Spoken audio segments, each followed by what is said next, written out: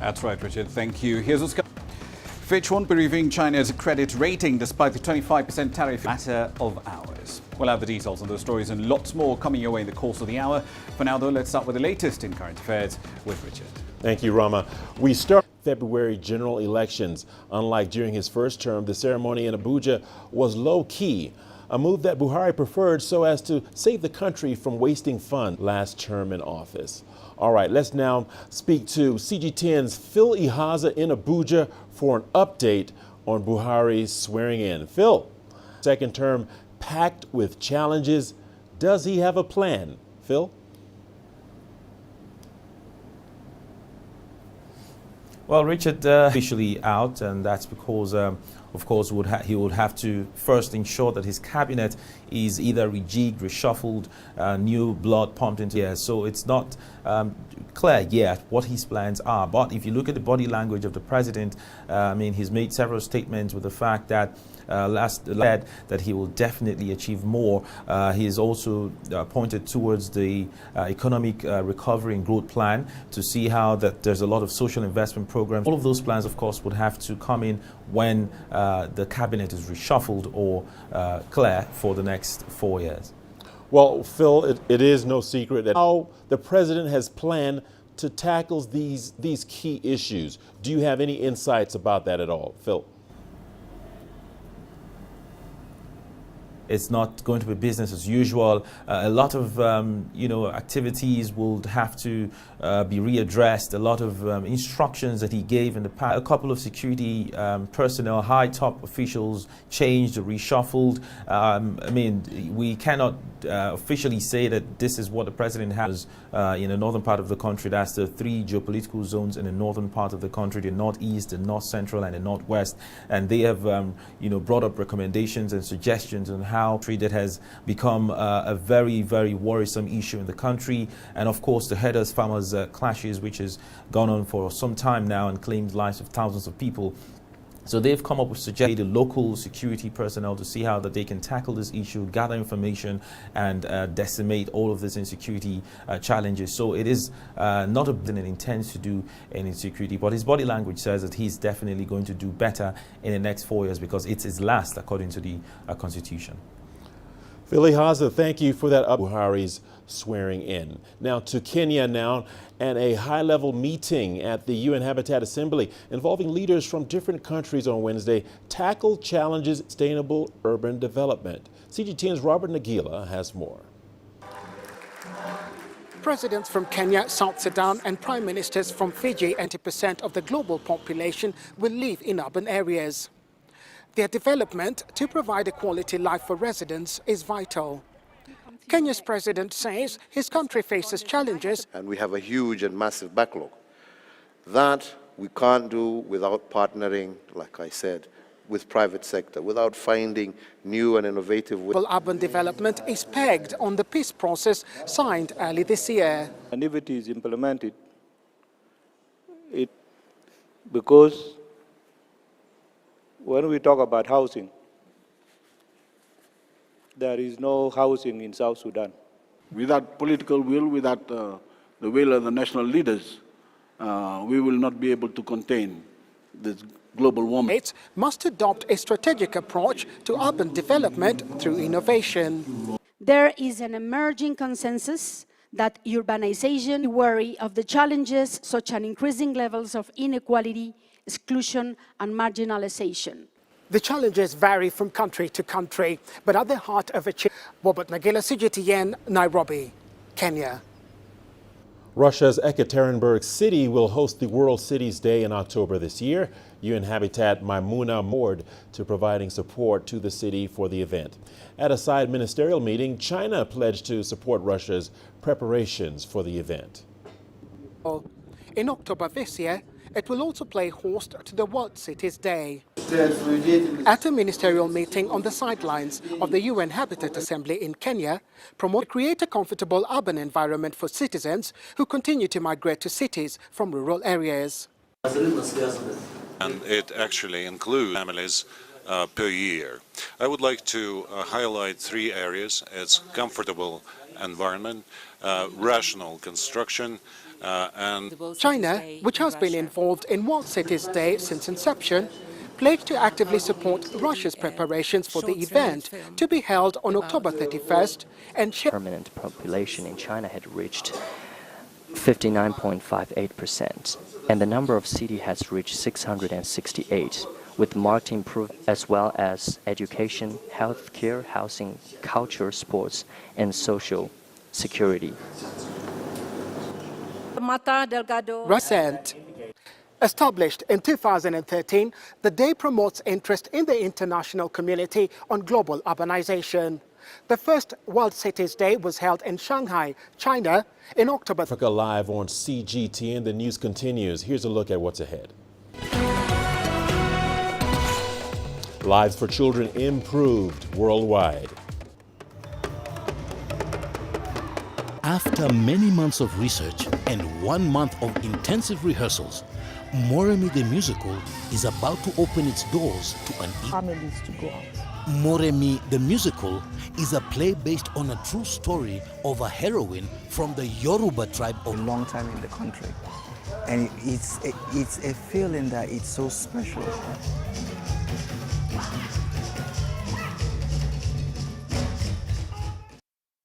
Anchors, CGTN now brings Africa to the palm of your hand.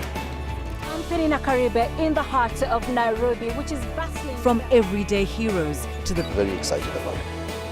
We bring you news that's changing perspectives.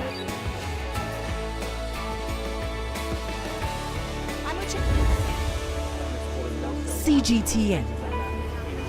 See the difference.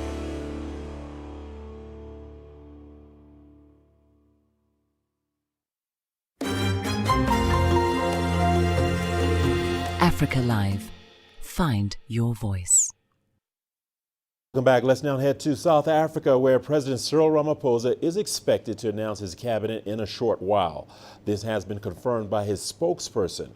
Ramaphosa's cabinet is widely expected. Mabuza finally took his oath amid speculations over his reappointment.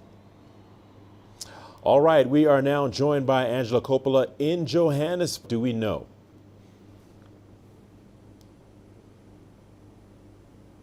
Well, Ramaphosa has been in meetings most of the week, ANC structures. He also met with the alliance partners, that's COSATU and the South African Communist Party, as well as others. It seems, though, that COSATU, you see some fresh ideas and young people or younger people into his cabinet or not. We're going to have to wait, and we're expecting that announcement in position of that cabinet looks like, and whether it in fact has been reduced or not. Share us your insights, Angela. The beans, as it were. We do know that the outgoing ABSA bank durations ago won't be in cabinet. She's just accepted a mining-related directorship, so she's not in the play. That number of deputy ministers is going to be cut. State security, home affairs, cooperative governance, and then we've also got human settlements, labour. They're all likely to stay as they are in their original format before development is likely to be merged with trade and industry. We do know that as it is, maybe be expanded a bit, so we'll see some movement. We're not certain, though, whether Gordon is going to be appointed back into, or the previous incumbent, that's Tito Mboweni, has said that he's not available for the longer term, so we might see some change there. All, of course, will be revealed in the next hour or so, Richard. Angelo Coppola, thank you so much. Excellent reporting. Women who serve in peacekeeping operations in South Sudan. The UN says peacekeepers continue to contribute positively to rebuilding lives in the country. Chinese. UNIMI says it recognizes the professionalism, dedication and courage of those who have lost their lives in the cause, deter violence and ensure the safe delivery of humanitarian aid. As peacekeepers and peace builders, and stand for all. 67 men and women in South Sudan have fallen while serving with UN since its inception, and in the past year, 12 personnel have lost. The peacekeepers are being credited with providing protection to more than 178,000 South Sudanese people sheltering under UN protection due to this is improving with the expected return of peace in the country. The government urges United Nations mission in South Sudan to refocus building of the government officials, particularly the security and law enforcement agencies. The United Nations says for now, it's focusing on how to better provide safety to those who are vulnerable due to violence in the country. Patrick Oyet, CGTN. Commemorates UN Peacekeepers Day. The country lost 20 peacekeepers in 2017, with 15 that were killed in the DRC, the worst incident. Tanzania joins the world in paying tribute to those who stand in conflict zones to ensure that peace and stability are maintained. And its own peacekeepers say it is to fulfill the assigned task of maintaining peace. As a peacekeeper or military police, you must be at the front line. You cannot say you're scared of death if you military and police personnel to UN peace operations. It's ranked the 9th largest among member states, currently contributing personnel to the larger UN peace. Last week, when the 13th Tanzania Battalion arrived in Darfur. Tanzania has tried to be involved in either conflict mediation or contributing to peace operations to become independent states. It has contributed uniformed peacekeepers to various parts of the world since 1995. It currently contributes peacekeepers to 6 UN missions. The Republic of Tanzania is ready to give more support as needed in making sure that peace is being promoted in Africa particularly. And several peacekeepers globally lost their lives, 6 being from Tanzania. So as Tanzania remembers its fallen heroes, Dar es Salaam, Tanzania. China has continued to be a strong supporter of the United Nations peacekeeping operations in Africa. Beijing is not only the ongoing missions across the globe. CGTN's Daniel Arap Moy looks at China's peacekeeping role in Africa. The norms of the United Nations peacekeeping. China's major contributions are currently supporting missions in Africa with approximately 1,000. Chinese military has been of great support to UN peacekeeping missions in Africa, especially in terms of helping in the developmental aspect. Cooperation across the African continent. The Chinese military has given the support for them. They've run the hospitals, they've run the bridges, the country, China, and the backup of the military. So it's that one addition that our military missions needed in Africa. China's move to widen its global leader. Peacekeeping contributions have steadily become an important part of China's broader foreign policy, fostering cooperation and improving bilateral. Children's matters now, and a report by Save the Children International Agency says children are better protected now than before. The report singled out Sierra Leone.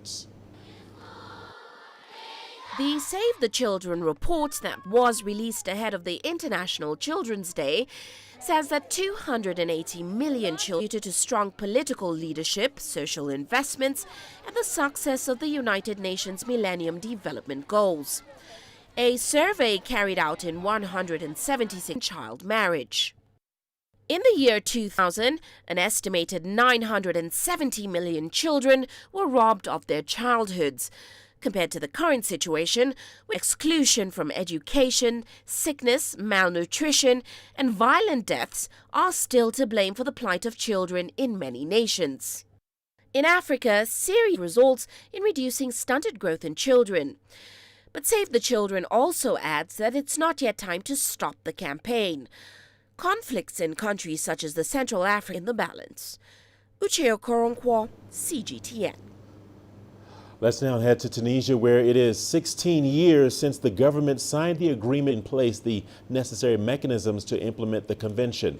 Tunisia's anti-corruption authority now aims to strengthen its cooperation with the African Union. Held a hearing session with President of the National Anti-Corruption Authority on the draft Organic Law number 8 of 2018 on the acceptance of Tunisia's... Tunisia complies with all the accession criteria required by the African Union Convention, such as the legislation on the denunciation of corruption, According to Shawqi Tbib, the issue of formal non-adherence to this convention is purely bureaucratic.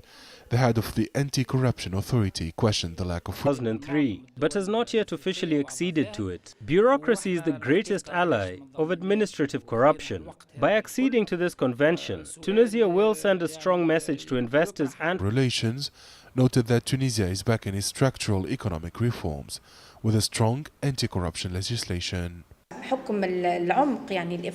Tunisia is part of Africa, aims to become, like some African states, a leader in fighting graft in order to build a strong economy. African experts maintain that Tunisia lacks strong political will in charge of monitoring the implementation of the African Union Convention. According to the president of the Anti-Corruption Authority, Tunisia should reform its criminal policy so that the fight pending before the courts takes between 5 and 10 years and sometimes longer. Aden Shawishi, CGTN, Tunis. Violence in Nigeria's northwest region. People are said to be fleeing from clashes between farmers and herders of different ethnic groups, vigilantism, and as well as northwest Nigeria has forced thousands of people to flee into neighboring Niger. People leaving Nigeria and arriving in Niger's northeastern Maradi region, sexual violence. The majority of the recent arrivals are women and children. These areas remain beyond the reach of humanitarian. Refugee agency says the development is not linked to ongoing insecurity and attacks perpetrated by Boko Haram. People are fleeing due to multiple reasons as far as we understand. Kidnappings for ransom. Niger has been accommodating refugees fleeing conflict and persecution in other countries, including Mali and Burkina Faso. Refugees into Niger, and as refugees continue to arrive, the fear is if this violence goes unchecked, more people could be displaced. In addition to its own internally displaced population, the country also has provided refuge to over 2,000 asylum seekers airlifted from Libya. The reality that 20,000 are now refugees in Niger. The worry is this adds a new dimension into the ongoing conflict that is already affecting Niger. Relocate them further inland. Brian Toussaint, CGTN. Let's now go to Rama Nyang for the latest in business. Rama. Thank you very much, Richard. Here's what's coming up in business. To the US. And the rand has tumbled as the country awaits cabinet appointments in the next hour.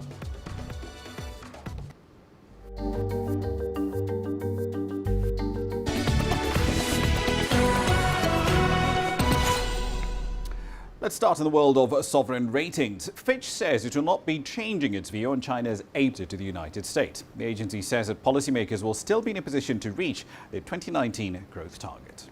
Fitch affirmed China's sovereign rating at A+, says strong macroeconomic performance and its size as the world's second-largest economy. The recent increase in tariffs is relatively manageable for Chinese policymakers, counteract some of the potential pressures from the recent tariff increase. Now, policy easing is a key consideration for us in how we think about China, of tax cuts for both corporations and individuals. Fitch specially mentioned that fiscal policy is currently taking up an active role than any other sectors, talking about whether tools will continue to play a critical role in rolling out local infrastructure investment and public expenditure. Sino-U.S. trade tension will not have a neutralize the short to medium term negative external impact. Fresh data shows that China's corporate onshore bond issuance rose by 36 points. For the buying side, Fitch says the existing mechanisms like Bond Connect and China's inclusion in Bloomberg's indices did increase foreign investors' appetite for the onshore market. We expect the Chinese bond market into an increasing number of global indices. The Chinese domestic bond market is the second largest in the world. It's just too big for foreign investors to 2018, although that has been picked up significantly from 1.5% as of 2014. Misha Vandenberg, CGTN. Chinese tourism travel, according to the latest data from the United States National Travel and Tourism Office. Popular tourism spots right across the country are scrambling to win back Chinese tourists as the ongoing trade friction features a unique look at ocean life in the Bay Area. But even the barking of the resident sea lions isn't enough to lure additional tourists. The national travel in 2018 after more than a decade of rapid growth. Chinese tourists spend tens of billions of dollars a year in the U.S. and are among the largest groups of nap and tea service in its rooms. It even provides slippers. The hotels also serve special Chinese breakfasts. Tourism is also always dependent on what's happening. Milwaukee isn't normally a first choice for Chinese visitors, but tourism officials noticed a couple of years ago that Chinese bus tours often came to and flying in Chinese tour operators to sell them on their city. Visit Milwaukee employees even went to a Beijing trade show where they were the only U.S. city represented. Tourism officials hope to increase their we want them to still know that we care about them, that we have a great destination where they can enjoy and check off their bucket list of genuine method in China and Mandarin menus. Family style is a lot of the way they like to eat, so they'll order big platters with lobster, crab, mussels, clams, and tourist destinations are doing what they can to fill the gap and pull out all the stops to make Chinese visitors feel welcome. Slow against the American dollar. This comes amid record outflows from the country's stock market, as well as a bit of uncertainty over the composition of President Cyril Ramaphosa's next cabinet. Now, his delay in the announcement on Tuesday, the rand was down by more than 2% after the nation's embattled deputy president, David Mabuza, was sworn back in as a member of parliament. He's been cleared of charges of bringing what he describes as a total shutdown across major ports around the country from Thursday. This comes after issuing a 48-hour strike notice to mariners over a payment dispute. It says that white mariners are drawing much higher salaries than their black counterparts, even when they're far less experienced. Striking workers will include pilots who bring ships into port, tugmasters. Now, all forms of public transportation tend to have one thing in common. The price is set somewhere else, not by you, the consumer, and more often than not, you have very little, if no say in the matter at all. But that's changed, I believe, is their own fare for a selected route, adding an element of bargaining to the process. CGTN's Richard Nta takes it for a spin. InDriver is quick and simple to use, like they want to drive with. Let's say 40 Rand, right? Cash, done. And you can basically request to the drivers that are closest or within the vicinity in real time. So let's see, even though it's you're in a rush, you can just sort of add it with increments of 2 Rand or 10 Rand. So here's my driver. He's accepted my ride. He's happy. With degrees, many were desperate. Drivers saw an opportunity to hike prices. Passengers protested against the high fares. Just months. It's been incredible. We've actually watched the growth. We've launched in Cape Town and now in Johannesburg, and we've seen how people are, they gravitate. Its debut in 200 cities across Eastern Europe and Latin America. Arusha in Tanzania was the first African city to get the app at the end of 20. I'm with InDriver because they are charging less commission, and currently we're not being charged any commission. They will charge us after 6 months. Commission is 5 to 8. Maybe competition for existing transport services, but it's a new option for travellers wanting a quick and cheap ride. Sumitra Nadu, CGTN, Johannesburg, South Africa.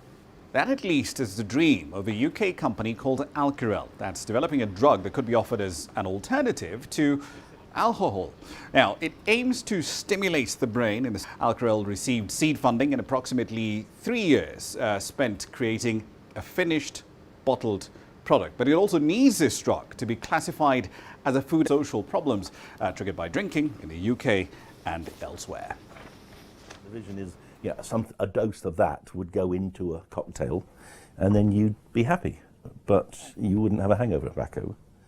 Who could sensibly resist making something available? And you're not forcing people to drink it. We're just giving people an option if they want to have a less harmful alternative. And it, doesn't give you a hangover, doesn't damage your liver, doesn't cause problems in your body, then, it's not necessarily a bad thing. It could be a good thing. At Kenya's bourse, the Nairobi Securities Exchange, it's finally, after many, many years of delays, finally gotten regulatory approval to launch a derivative. Thank you, Rama. The news continues here on Africa Live. Here's a look at what's ahead.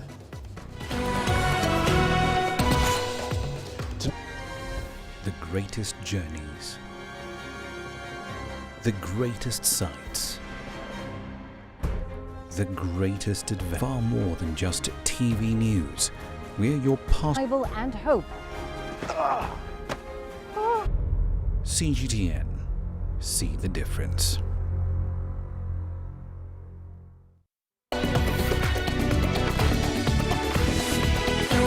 He used to lead an ordinary life until he was inspired to do something.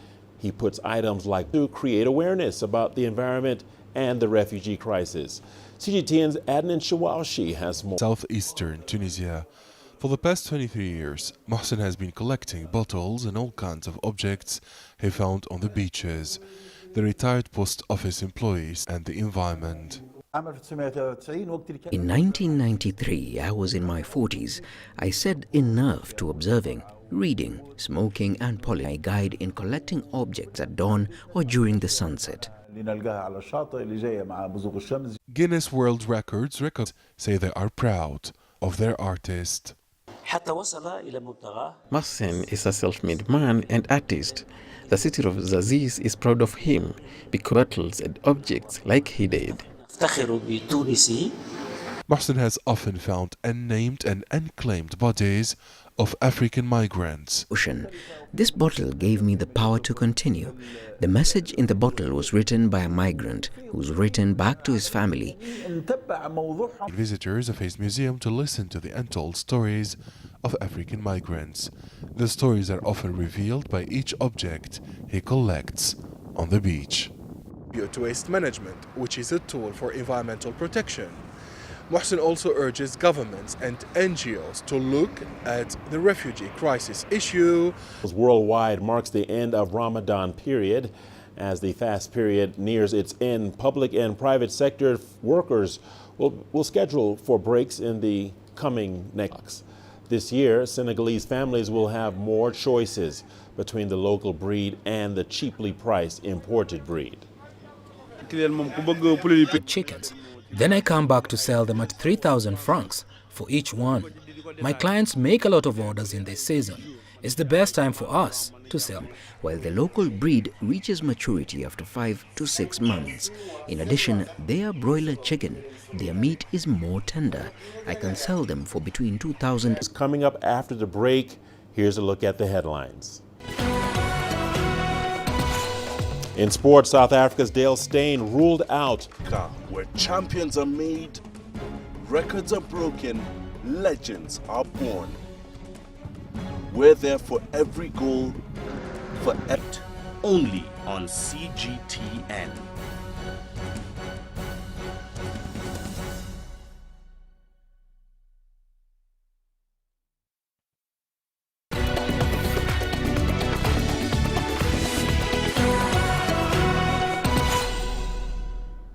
Welcome back, and a bit of news from the world of cricket. Off a shoulder